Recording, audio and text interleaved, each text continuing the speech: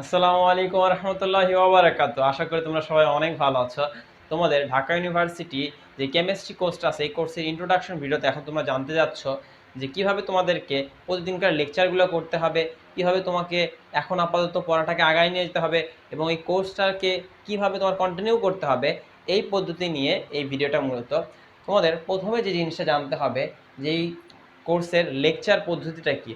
এই লেকচারের মধ্যে মূলত তোমরা জানো যে তোমাদের আমি যে পিডিএফটা দিয়েছি কেমিস্ট্রি 20 বছরের যে কোয়েশ্চেন, সেই 20 বছরের কোয়েশ্চেন আমি ধরে ধরে প্রত্যেকটা কোয়েশ্চেন সলভ করাবো। তো মূলত কোয়েশ্চেন সলভ, পাশাপাশি ওই কোয়েশ্চেনগুলো আসলে সেই কোয়েশ্চেনগুলোর হালকা একটু বেসিক থিওরি আলোচনা, সেই রিলেটেড আর কিছু কোয়েশ্চেন আসতে পারে, এগুলো সম্পর্কে আলোচনা করা হবে।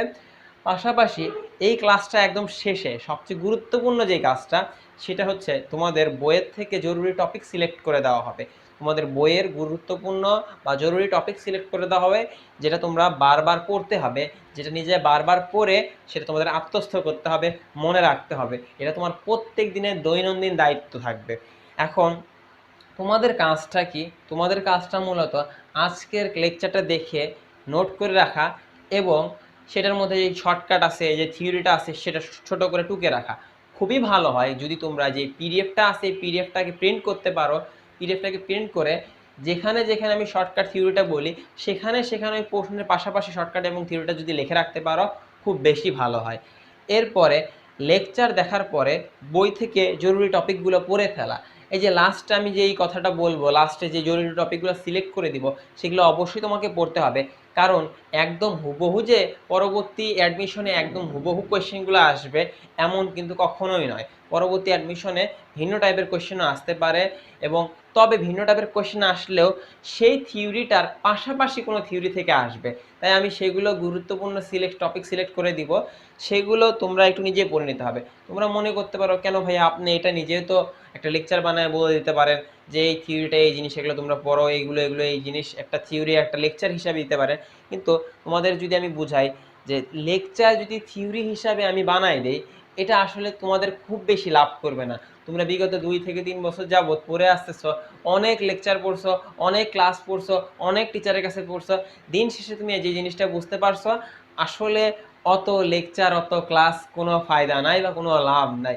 এটা শুধুমাত্র লাভ, লেকচার লাভ কখন? যখন তুমি কিচ্ছু জানো না, নতুন শিখতেছো, তোমার বুঝতে সমস্যা হচ্ছে, তখন তুমি একটা টিচার বা একটা লেকচারের সাহায্যে তুমি জিনিসটা শিখে নিলা জাস্ট বোঝার খাতিরে। কিন্তু এই জিনিসটা কিন্তু তোমার মেমোরিতে, লং টার্ম মেমোরিতে সেট আপ করে না, জাস্ট তুমি বুঝতে সুবিধা হয়। তবে লং টার্ম মেমোরিতে যদি তুমি কোনো একটা জিনিসকে রাখতে চাও, সেই জিনিসটা নিজে পড়তে হয়, নিজে তার পিছনে শ্রম দিতে হয়, নিজে বারবার জিনিসটাকে দেখতে হয়, আয়ত্তে আনার চেষ্টা করতে হয়, নিজে সেটার জন্য নেমোনিক্স বানাইতে হয়, নিজের একটা পরিশ্রম থাকা লাগে। তারপরে একটা জিনিস তোমার আত্মস্থে আসে, সেটা তোমার দক্ষতার মধ্যে আসে। আশা করি বুঝতে পারছো। সেজন্য আমি তোমাদের শেষে জরুরি টপিক সিলেকশন করে দিব, সেগুলো তোমরা নিজেরা বারবার বারবার করে পড়বা। পড়ার কিছু ধরনও আছে, যেমন তুমি করতে পারো যে খুব তাড়াতাড়ি পড়ে জরুরি জরুরি জিনিসগুলোকে টুকে রাখলা, আর এটা বারবার পড়া, সকালে একবার পড়া, দুপুরে একবার পড়া, রাতে ঘুমানোর আগে একবার পড়া, যাতে করে বারবার পড়া। কারণ তোমরা একটা জিনিস জানো, কেমিস্ট্রিতে বিগত কয়েক বছর যাবৎ ম্যাথমেটিক্স টাইপের জিনিসগুলো খুব কম আসে, বেশিরভাগই মুখস্থ রিলেটেড জিনিসগুলো আসে, যেগুলো আসলে বুঝেও কোনো লাভ নেই, যেগুলো মোস্ট অফ দ্য কেমন টাইপের, মুখস্থ টাইপের। 3 নাম্বার বিষয়টা মূলত তোমরা আজকে যদি লেকচারটা দেখো, মনে করো আজকে বৃহস্পতিবার কয়টার দিকে লেকচার দেওয়া হবে? 10টা থেকে 11টার মধ্যে একটা সময় লেকচার দেওয়া হবে। সেটা তোমাদের রুটিনে যে শিডিউল টাইম থাকবে, সেই শিডিউল টাইমে ইনশাআল্লাহ তোমরা পেয়ে যাবে। কোনো বিশেষ কারণবশত টাইম আকপাস হতে পারে, ক্লাস বাতিল করে অন্য কোনো দিন দেওয়া লাগতে পারে, কিন্তু সেটা তোমাদের আগেই জানায় দেওয়া হবে, সেটা অবশ্যই আগেই জানায় দেওয়া হবে। আর হচ্ছে তোমাদের আজকে যদি ক্লাসটা করো, তাহলে কালকে সারা দিন তুমি কি করবা? ওই থিওরি, ওই চ্যাপ্টারে যেই জিনিসগুলো আছে সেই চ্যাপ্টারের জিনিসগুলো তুমি পড়লা। পড়ার পরে তুমি রাতের বেলা, মনে করো শনিবার দিন, বৃহস্পতিবার আজকের ক্লাসটা করলা, শুক্রবার তুমি পড়লা, শনিবার দিন নেক্সট ক্লাস আছে। নেক্সট ক্লাস কয়টার দিকে আছে? আবার 10টা থেকে 11টার মধ্যে আপলোড হবে। তাহলে তোমরা তার আধা ঘন্টা আগে, তার ঠিক আধা ঘন্টা আগেই তোমরা পূর্ববর্তী দিনে যে লেকচারটা আছে তার এক্সাম লিঙ্কটা তোমাদের দিয়ে দেওয়া হবে সেই গ্রুপের মধ্যে, সেই লিঙ্কে তোমরা এক্সাম দিতে পারবা। আর তার চেয়েও বেশি গুরুত্বপূর্ণ কথা, এই যে ভিডিওটা দেখতেছো তোমরা, এই ভিডিওটা মূলত অ্যানাউন্সমেন্ট পোস্টে থাকবে। এই অ্যানাউন্সমেন্ট পোস্টের মধ্যেই প্রতিদিনকার লেকচারগুলো সিরিয়ালি এনলিস্টেড হতে থাকবে, এটা আপডেট হতে থাকবে। পাশাপাশি এই লিস্টের মধ্যে ওই যে লেকচারটা আছে সেই লেকচারের টেস্ট এর লিঙ্কটাও এর মধ্যে আপডেট হতে থাকবে। এবং পরবর্তীতে কিছুদিন পরে তোমাদের প্রায় অধিকাংশ কোয়েশ্চেনগুলো, অধিকাংশ যে পরীক্ষাগুলো আছে এগুলো প্রায় শেষ হওয়ার পরের দিকে এই কোয়েশ্চেনের অ্যান্সারগুলো তোমাদের দিয়ে দেওয়া হবে, এই কোয়েশ্চেনের অ্যান্সারগুলো দিয়ে দেওয়া হবে। এরপরেও এই বিষয়গুলো আরও পরিবর্তন হতে পারে, এটা কোনো বিষয় না, এটা কোনো ম্যাটার না। তোমাদের মূল যে টার্গেটটা হবে, তোমাদের এর মধ্যে সবচেয়ে গুরুত্বপূর্ণ যে কাজটা হবে, টপিক সিলেক্টেড করা টপিকগুলো তোমাদের নিজেদের বারবার পড়তে হবে, বারবার মাথায় রাখতে হবে। আমি যেটা বললাম যে বিগত কয়েক বছর যাবত ঢাকা ইউনিভার্সিটি বলো, যে কোনো ইউনিভার্সিটিতে ম্যাথ রিলেটেড প্রশ্ন খুবই কম আসে কেমিস্ট্রি। মোস্ট অফ দ্য আসতেছে এমন থিওরি যে থিওরি মুখস্থ করা ছাড়া তোমার কাছে কোনো উপায় নাই। বোঝার থিওরিও অনেক কম আসে, মুখস্থ রিলেটেড থিওরিগুলো বেশি আসতেছে। তাই যেমন অবস্থা তেমন ব্যবস্থায় আমাদের নিতে হবে। তা কি করা উচিত, তা যেরকম টাইপের জিনিসগুলো আসে আমরা সেগুলো সিলেক্ট করব, সিলেক্ট করে তোমাদের জানাই দেবো, তোমরা দায়বদ্ধতার সাথে সেগুলো অবশ্যই কমপ্লিট করবে। এবং তার পাশাপাশি আরও একটা জরুরি কথা, যে তোমাদের জন্য এমন কিছু পোস্ট দেওয়া হবে যে হচ্ছে তুমি কি তোমার আজকের কাজটা শেষ করছো, তোমার অবশ্যই একটা দায়িত্ব থাকবে সেই পোস্টের মধ্যে ডান লেখা, যে হ্যাঁ আজকে আমি আমার কাজটা কমপ্লিট করেছি, যে আমি আজকের পড়াটা কমপ্লিট করেছি, এরকম। আর তার পাশাপাশি একটা বিশেষ টাস্ক আছে তোমাদের জন্য, যেটা অবশ্যই তোমাদের করতে হবে যদি তুমি তোমার জৈব যৌগের দুর্বলতা কাটাতে চাও। এখন তুমি যদি চিন্তা করো যে ভাইয়া জৈব যৌগের কোথায় একটা ভালো কোর্স আছে, আমি বলবো আছে অনেক কোর্স, কিন্তু একটাও তোমার কাজের না। কেন তোমার কাজের না? এর প্রথম কথা হচ্ছে জৈব যৌগ তোমাকে যতই বোঝানো হোক না কেন, দিন শেষে জৈব যৌগ তোমাকে মনে রাখতে হবে, মুখস্থ রাখতে হবে। মনে রাখা, মেমোরাইজেশন করাটাই হচ্ছে মুখস্থ রাখা।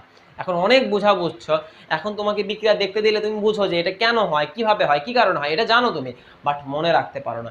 এর কারণটা কি? তোমার প্র্যাকটিসের অভাব, তোমার পড়ার অভাব, তুমি বারবার পড়তেছো না জিনিসটাকে। তো তার জন্য কি করা যায়, আবার হয়তো একটা কাজ করে যে অনেক বড় চ্যাপ্টার, অনেক ভয় কাজ করে, পড়তে ইচ্ছা করে না।